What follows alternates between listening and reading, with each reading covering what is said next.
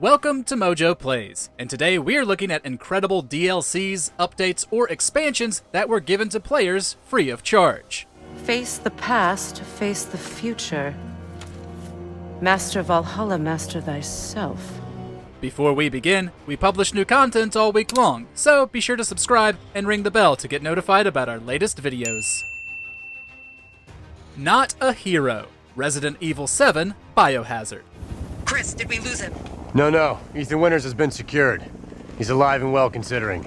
And Lucas Baker? Right now, he's our only link to the connections. He's next on my list. Credited for breathing new life into the series, Resident Evil VII ends with new protagonist Ethan and his wife Mia making it to safety. However, the freely released Not a Hero DLC picks up directly where the game left off, following franchise mainstay Chris Redfield as he hunts one of the remaining Baker family members. It was great to be back in control of Chris, especially in a far creepier setting than we'd last seen him. While it was still a bit more combat heavy, turning some players away who had enjoyed the series' return to its roots, it was a strong blend of both worlds.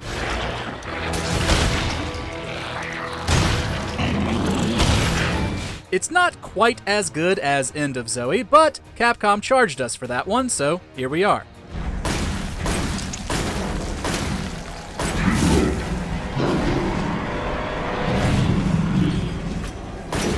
Extra contracts. The Witcher 3 Wild Hunt. I helped a godling. 2, in fact. Johnny and Sarah. That's true. I heard about that. You see? He's not that bad.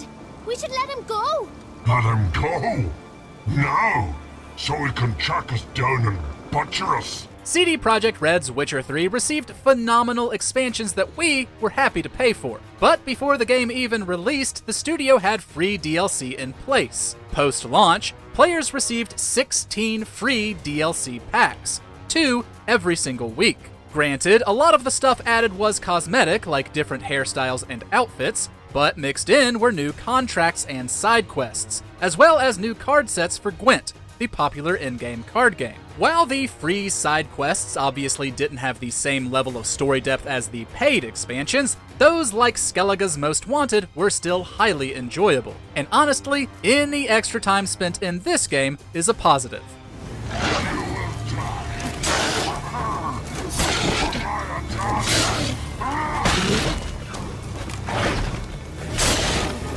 The Heist update. Grand Theft Auto Online. In a good way, in a good straight ahead, low IQ kind of. Oh no, let's do.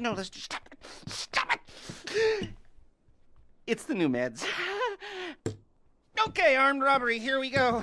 Launching not long after the single-player Grand Theft Auto V, Rockstar's online component has seen a lot of incredible content updates, all for free. It struggled during the first couple of years through technical issues and repetitive missions. However, everything changed in 2015 with the Heist update. This included 5 distinct heist missions, all of which were huge with multiple parts, led to extravagant rewards, and were an absolute blast to play with friends. The cops have cleared all vehicles near the bank. You're making a run for those bikes. I'll take you on the best route, trying to keep you away from as many cops as I can. It was the major content kick GTA Online needed. Not only that, but everyone fell in love with heists, prompting Rockstar to create more in future updates.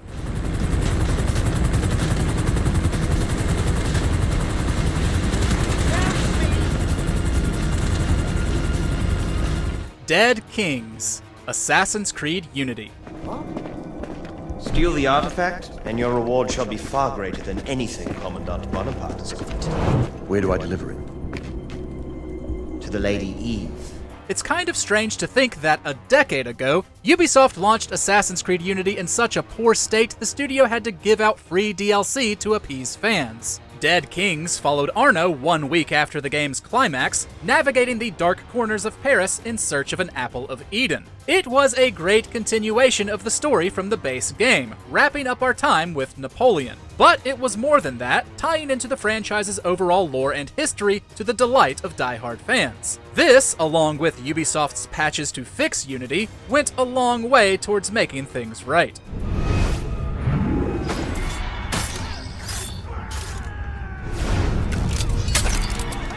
Free expansions. Hollow Knight.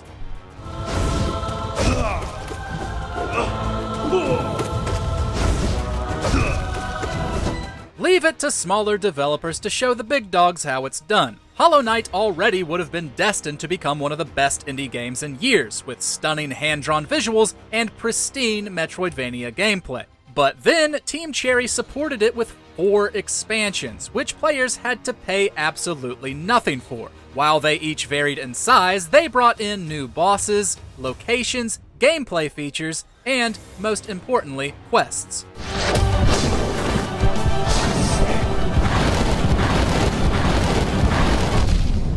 Whether you were digging into the history of the mysterious Grim Troop or testing yourself through the insane bosses added in Godmaster, there was something worthwhile in each of them, and it kept players diving back into Hallownest.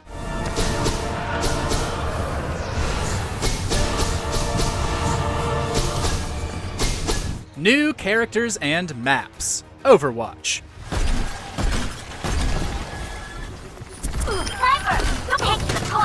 Don't worry, I got it. While our feelings about Overwatch now are best described as bittersweet, there was a time when Blizzard treated it with the utmost care. Following its initial launch, the studio periodically released new characters and maps for several years, all free to those who owned the game. Many of these characters would redefine the meta, with some becoming strong fan favorites like Moira, Ashe, Orisa, and Doomfist. New maps were also usually cause for celebration, especially the literal celebration of the studio's legacy in the theme park level Blizzard world. Not only was each update fun, but they kept bringing players back, increasing Overwatch's longevity as an addictive team-based shooter.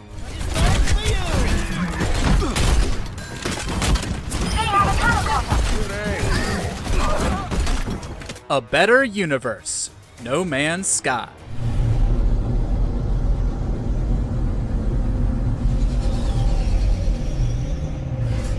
Hello Games' No Man's Sky had one of the most memorable launches in video game history, but for all the wrong reasons. It failed to live up to the significant hype behind it due to multiple missing features that were promised pre-release, leading to an empty, repetitive experience. As we all know now, that is long in the past. The studio buckled down and began improving the game almost immediately, eventually releasing updates and DLC completely for free. And they've kept at it to this day. It's hard to say which of these has been the best. 2018's No Man's Sky Next was a significant overhaul of the overall experience, and brought in multiplayer, so that's a fairly big contender. Regardless, they've all made the game better.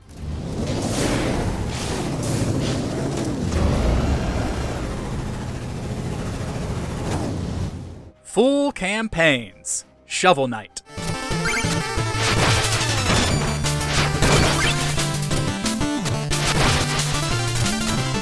Free expansions are one thing, but free campaigns are quite another. Shovel Knight made a huge splash on the indie scene in 2014. Incredible retro-inspired visuals, gameplay, and music made for a nostalgic shot to the heart that none of us could get enough of.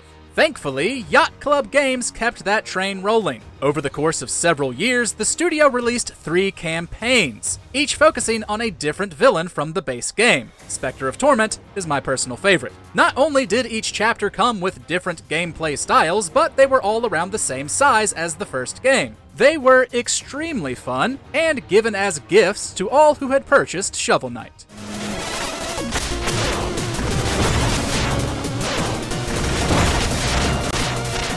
Lily, Beverly, Jackie, and Daria. Spiritfarer.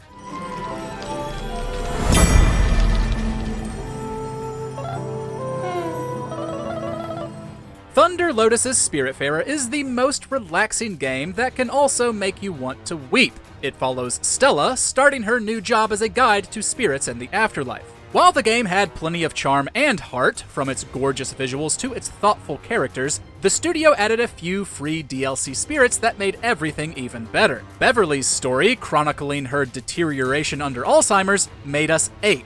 Jackie and Daria's story focused on the mistreatment of patients at the hands of their caretakers, as well as strain that comes from an under-resourced hospital. Lily, Stella's sister, added some much-needed depth to the protagonist's backstory, enhancing an ending that was already appropriately emotional.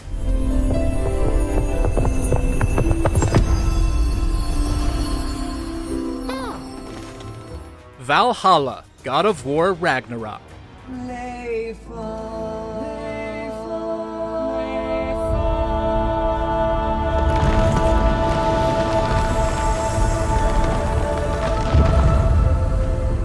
Valhalla isn't just one of the best free DLCs we've gotten in recent memory, it's one of the best ones, period. After receiving a strange invitation, Kratos and Mimir venture into Valhalla, the Norse afterlife meant for those who fell in battle. It adapted a roguelike approach, removing your armor and skills at the start and having you choose your rewards through different paths. However, players found more than just tough enemies lying in wait.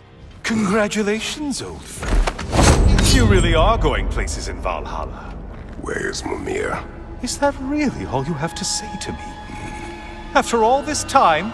The DLC's narrative was expertly crafted, focusing on Kratos' failings as a Greek god so that he could move forward as a Norse one. Valhalla is plenty fun, but it's also a vital piece of its protagonist's characterization. We will simply return to the gate. I don't think so! I think you've broken how Valhalla works! Oh! I think this is it, brother! What's some of your favorite DLC you got at no extra cost? Let us know in the comments, and be sure to subscribe to MojoPlays for more great gaming videos every day. Which is? Saving France. Now that you're here, it's gonna be a lot easier.